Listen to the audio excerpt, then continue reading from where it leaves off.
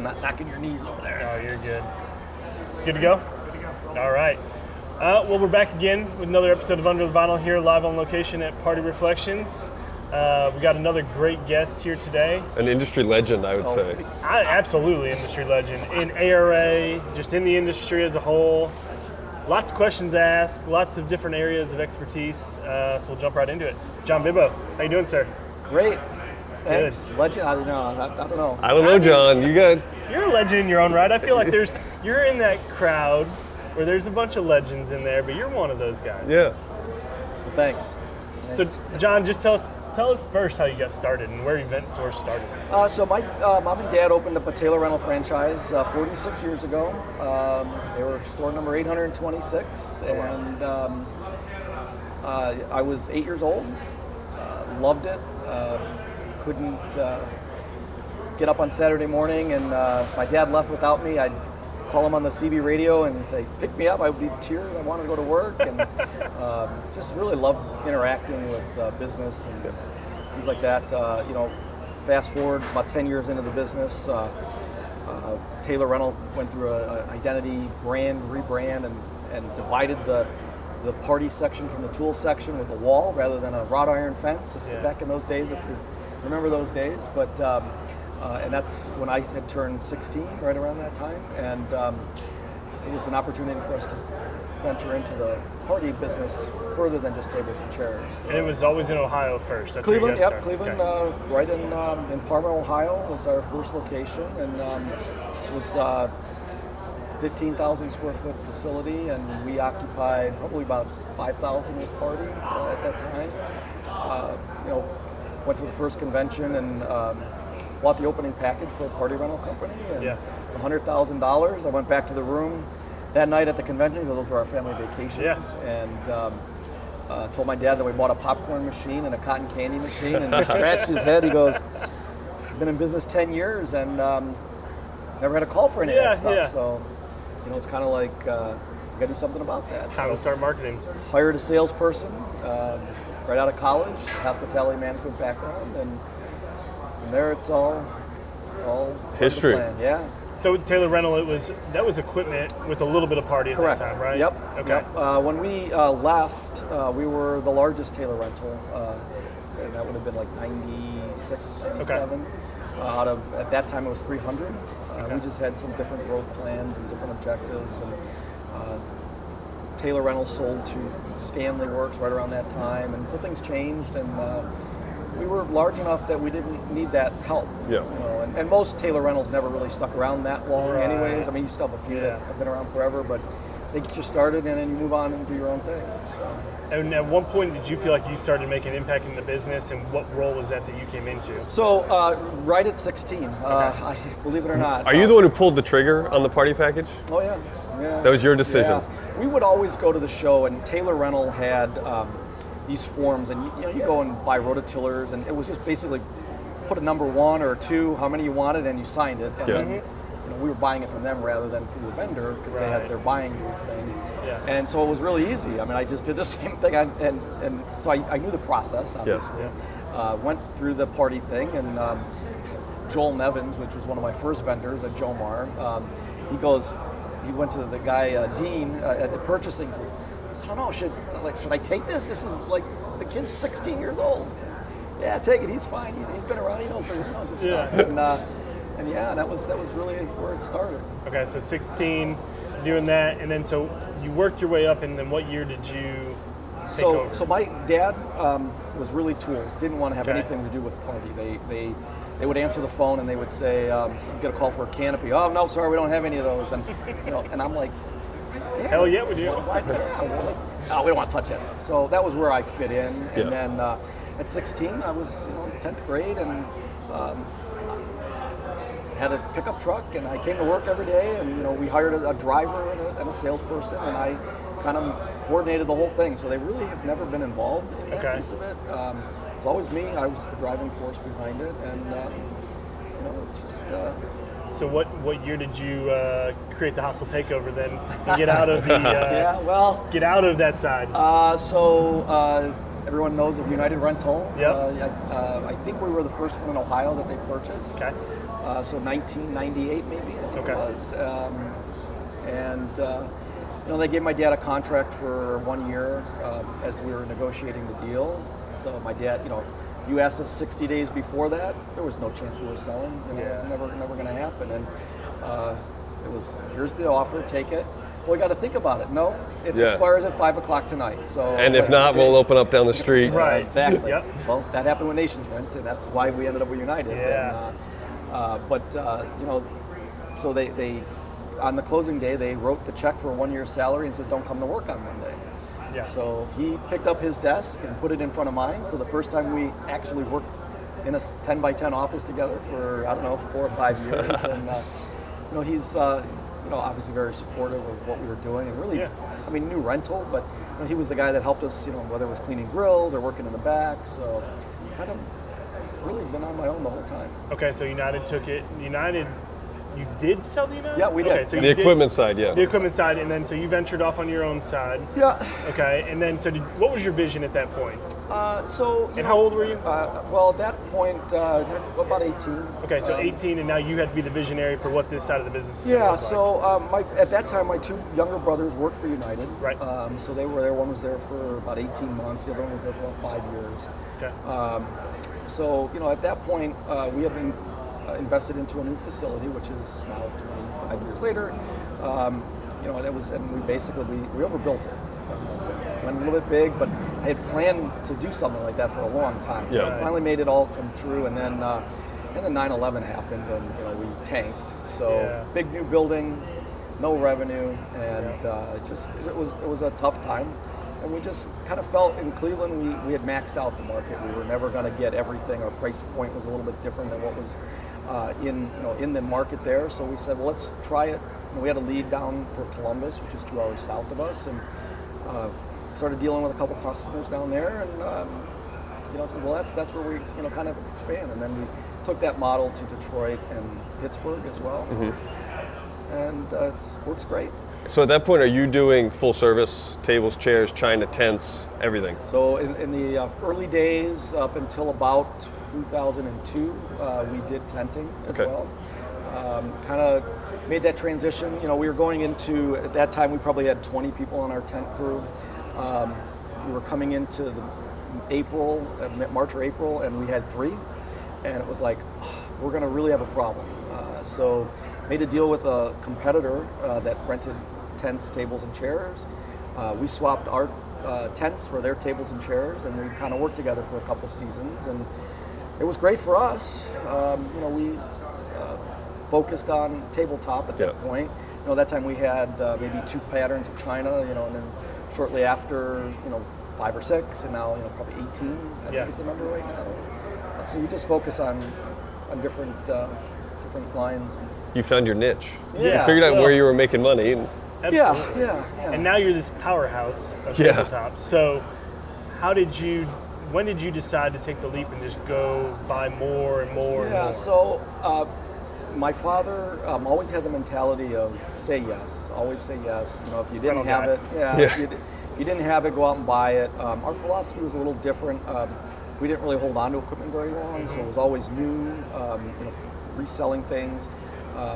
I think, and I carried that on. Obviously, I learned from him, and so never say no. Having new equipment always meant better equipment than everybody else. So again, it sets us apart. But I always wanted to charge more because we're providing hopefully Right. better service, better product, and really Setting yourself apart. Yeah. Yeah. That's Okay. exactly how it was. Yeah.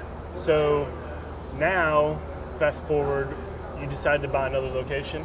Yeah. So What was that next location, and so- did you always want to be widespread? Well, everything. So, I would look at our operation, and I always kind of felt that before we made a move to like Columbus or Pittsburgh or Detroit, we had to have our stuff in line. We had to be ready for it. Everyone else that's attempted that around us really didn't have their stuff set in their own backyard and try to expand, and it doesn't work. Right. So we were sitting at the time, it would have been 2016, I guess. Things were going great. we're crushing milestones, revenue milestones, and it's like, bring it on, bring more. And I've always had, in our bag group, we always talk about lots of different things and how to grow your business. And we flirted with a tier 2 level of rental options. We'll take all the older stuff, send it down there. We talked about off-season opportunities. So Florida always has been was on my mind about moving into that market. Love to go there, obviously. Yeah. And the classic party rental blow up sort of helped us out. It gave us that opportunity to go in and buy it and start over, really. So believe it or not. Kind of happened naturally, you'd say? Yeah, I think so. Yeah. Okay. I mean, again, all of these things that it's in your head to do it, but like everything's got to align, right? I mean, if I didn't get that call in June of 2016, it would have not even happened.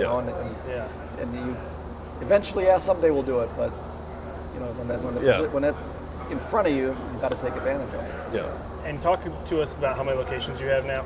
So we're 7 right now. Okay. And city-wise? So it's Cleveland, Columbus, Pittsburgh, Detroit, okay. and then Pompano Beach and West Palm Beach. So you have some good vacation spots in the winter. Yep. Absolutely. Obviously, John was like, I want to spend time in Florida. So although last year I only was in Florida for four trips, and it's like, it's not enough. Yeah. So it's we're gonna change that this year. Yeah. So. Well, and I've noticed you're big on branding. Mm-hmm. You're big on branding and just the colors, the bright colors. Yep. Like what you're wearing right now, purple, that colored shirt, that purple. What made you go to that? Why did you go so big and bright like that? It goes back to my Taylor Rental days. When they kind of broke the company up, I had worked with their marketing person on staff and helped them. I wouldn't say develop, but coach them along the way of what we needed, and we worked really well together. And he came up and said, "Hey, let's rebrand this thing. We know you're leaving, and purple was the royalty color, and we always, we're like the step ahead of quality, and we just felt that it was purple and gold. So like at the time, and it was like gaudy today, but those were royalty colors, and that's what we kind of felt we positioned ourselves at. Yeah. Okay.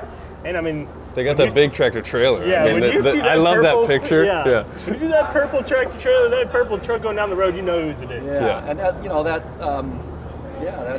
it's all about that. It's brand recognition. So with 7 locations, how does sharing or transferring look for you? Yeah, inventory. So our hub is in Fort Lauderdale, and our hub is in Cleveland. So okay. Everything is done into those 2 hubs, and then everything is shipped out from there. So if you're going to Detroit every day, we have 5, 6, 7 trucks, whatever's needed. Go to Detroit, make the stops, and then come back. So everything's based in Cleveland, and then the same thing in Florida. So it's you have your 2 hubs, and then occasionally. It started out at first, which were seasonal transfers between the 2 hubs, because in the summer in Florida there's nothing, but up north it's everything. So it's alternating seasons, and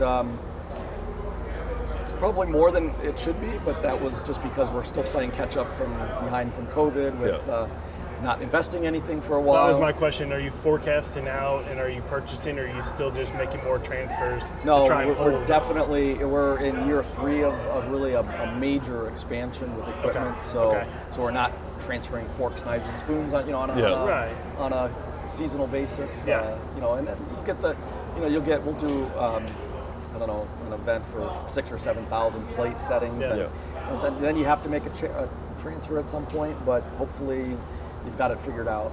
So how many times a week or month do you see a truck going from Cleveland to Lauderdale? Florida? So right now it's once a week. Okay. But sometimes it's twice. It all really depends.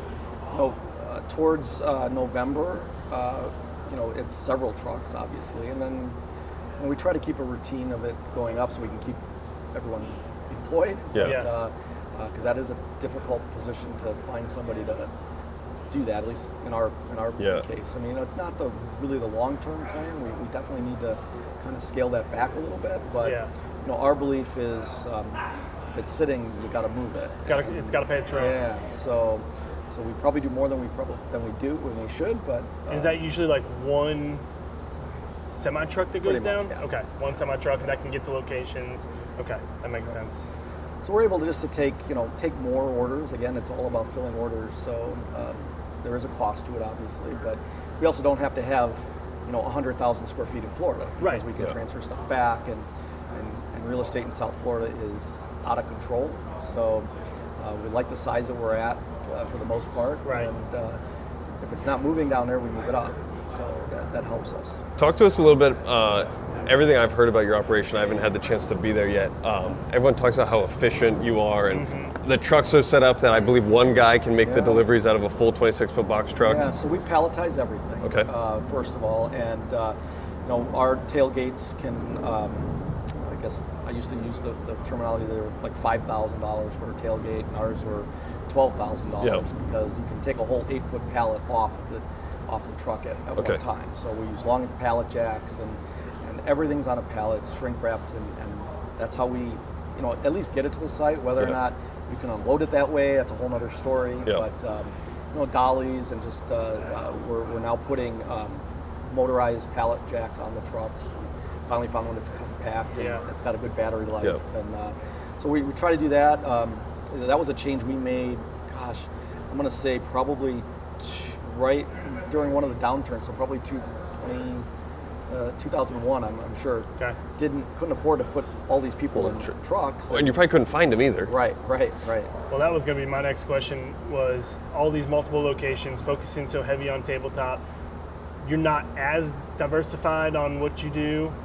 So how did COVID go for you guys? So devastating. I mean, you can't ignore that. I mean, it's no more in Ohio. I don't know how it was everywhere else, but no more than 10 people could gather, and we were shut down for 9 months. So did you think then maybe I'm thinking about going back in the tents? Yeah, well, it was already too late. Everyone had it up in the air.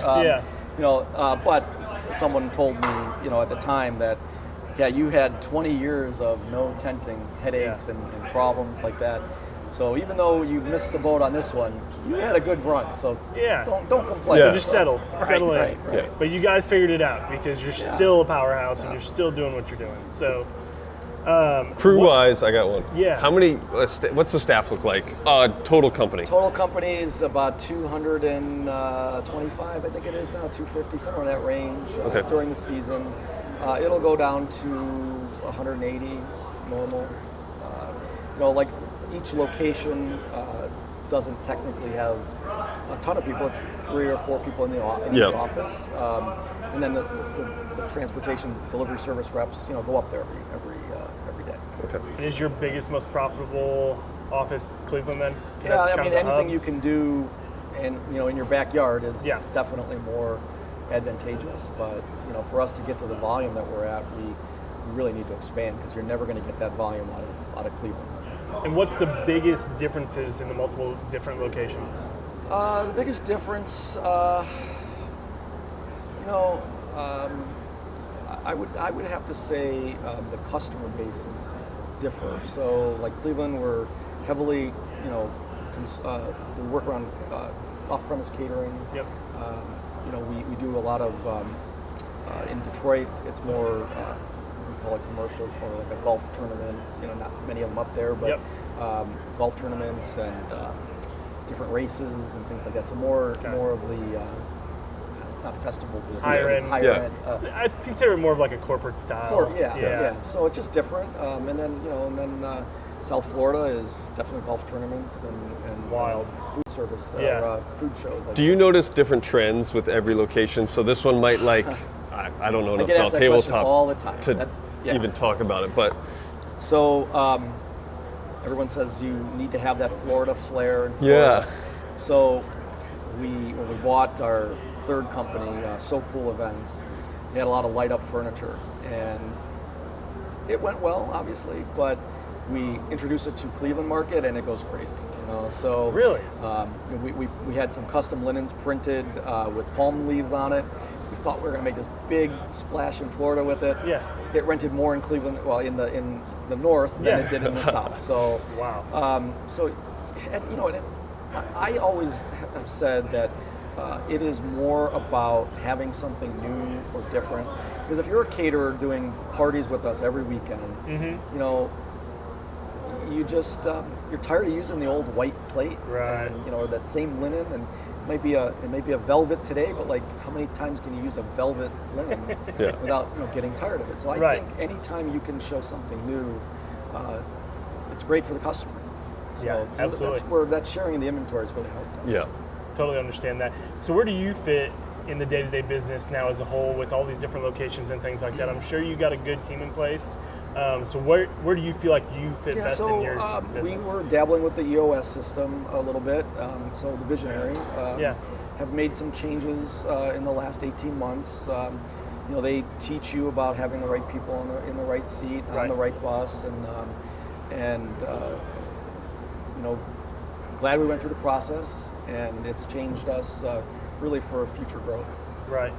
So you're more of the visionary, kind of the step back. So you're not so involved in the day-to-day at all. Not really. You know, we have you know, really competent leadership that can really.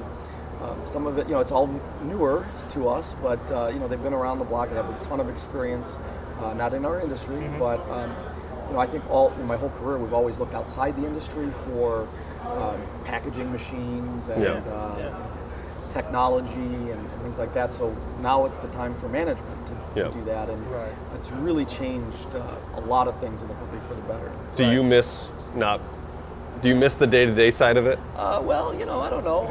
During COVID, we were involved. I mean, everybody was involved. Everybody had to be. And you know, so I washed dishes for 12 hours straight. You know, 7 days a week. Also, probably got your mind off of what was going on with COVID. Yeah. So do I miss it? I like to tinker with it. You know, I mean, new wrapping machine for the dishes was my kind of push, and it was like. So to see it to fruition is cool. Now you get to pick and choose when you want to go back and help out and do things versus having to do it all the time. Not very much. But you still get to network and come and you know, do that kind of stuff. Well, do you still feel like you need to grow more? Do you see yourself growing more? How do you for sure. We think that there's still I still have a lot of energy left. So you know, I think and making some of the changes we made was really to take it another level, step up, and you know, we'll see how that goes. You know, any specific target areas, or just wherever pops up that looks good? You know, again, the right opportunity. During COVID, the phone calls came in fast and furious, and you know, everyone wanted to sell. They thought, you know, we had deep pockets, and you know, we were doing the same thing you guys were doing. Exactly. We were all hurting. So, you know, I think there's a big transition going on in our industry right now. You know, you get people that are in their late 60s, 70s, still hanging on, and those businesses need to go somewhere. And you know, if you have a great management team underneath you in those small businesses, great. You'll do well, you'll sell it. But if you don't, you know, you need somebody to come in and pick up the pieces. And that's, and I have a situation with two of those. Kind of what you're doing. And it's. What's the? I know you have kids. Are they involved in the business at all? So, is there a future with that? I won this year. I finally got all four of them to get in the loop, and so they all have worked for me at one point or another. And I don't know why that was a mission for me, but it was. And the last one, my daughter told me she's never going to work there. About 2 weeks later, she needed a job, so I says, apply, see what it's like. And she ended up sticking around after. I thought she'd be done with after school stuff. I want to come in after school, so it's like, okay, so maybe, you know, who knows, but that's good though. So but the one that's the most eager is my 13-year-old. He knows all of the people's names, but first name in the back, and he unloads trucks, and that's awesome. And he's really into it. So that's good. That's fun. So we'll see. There might be a future there then. Yeah, well, I have a nephew that's also there, and so who knows? We'll see how that goes. Well, if you can expand this down to the Key West, keep moving down closer down to the south, so we can come visit you and we can podcast there and hang out. Let's do that. Okay, perfect. Or even the Caribbean, you know, if you want to. Wherever you want to go, just make it warm that we can hang out at the beach and drink some beers. You got to come down to Miami in February and March. Yeah. Well, Kyle, I'll let you ask our last question here. So you've been in the industry a really long time. There's a lot of smaller, newer people entering the industry, buying other people. What's the best piece of advice you could give them?